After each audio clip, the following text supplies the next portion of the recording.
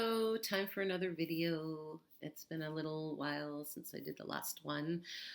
This is just going to be a shorter one, and I wanted to, again, just sort of address something I've noticed that's been coming up lately, and it's about dating, narcissism and dating. So, this isn't an in depth look at actual narcissistic relationships or like that. It's more about just dating in general and going on apps, and it's about labeling people. So, what comes up a lot is, I talked about in another video about the overuse of the term narcissist or narcissism. And narcissism is an actual thing. It's a trait. It's even to the extreme of personality disorder.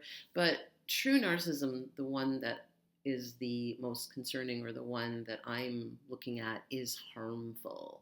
It's the one where people are doing actual harm to people and there's some intention behind it. It tends to be more intentional. There tends to be a pattern.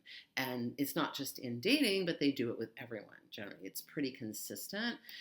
What comes up in dating sometimes is somebody might, someone doesn't return texts, or they're a bit flaky, or they don't want to make plans, or things like that. That's not necessarily narcissism. That could just be as simple as they're not interested. It could be they don't have the best social skills. It could be they're talking to a whole bunch of people at once and you're not even on their radar. If you do maybe start to get involved with somebody, they could just be immature. They could be commitment phobic.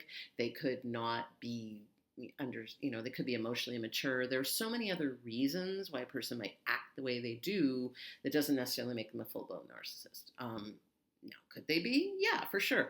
But there's no way to really know that until you really start getting to know someone. You would have to spend some time around the person to start to see the red flags and see what that is. I'm not saying you have to spend a lot of time with them. You can leave anytime you want. But to really be able to say, ooh, I think this person might be a narcissist or have narcissistic traits, you have to get to know them. You can't just judge them by some texts or by a quick chat, or just going back and forth, or by their profile. So I just wanted to clarify that narcissism, it kind of waters it down, and then what it does is it takes away from the instances of true narcissism. And I think sometimes maybe people don't take it as seriously.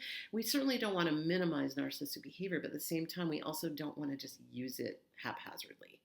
So just because someone's a little self-centered, just because someone doesn't text, it's not gaslighting to not return a text, right? Gaslighting is an actual thing. It's really it's very intentional when you gaslight. It would be like if somebody didn't return text and then tell you they did return the text. Like, what are you talking about? I texted you back, or something.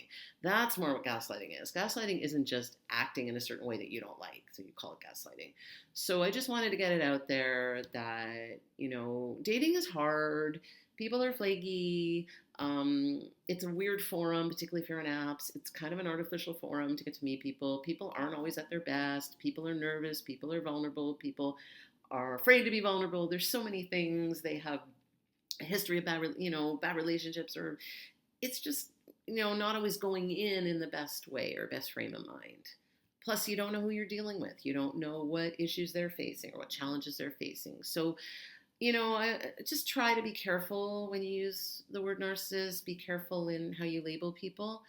And that's about it. So I just wanted to put that out there, that back in the theme of my previous one about not everyone's a narcissist.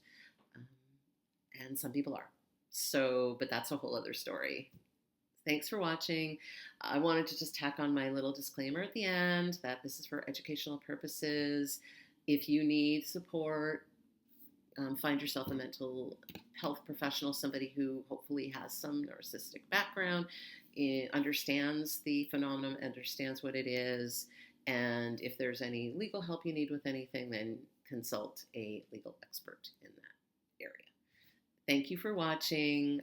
If you haven't already, please subscribe, tell everyone you know, and give me the thumbs up. And until next time, bye for now.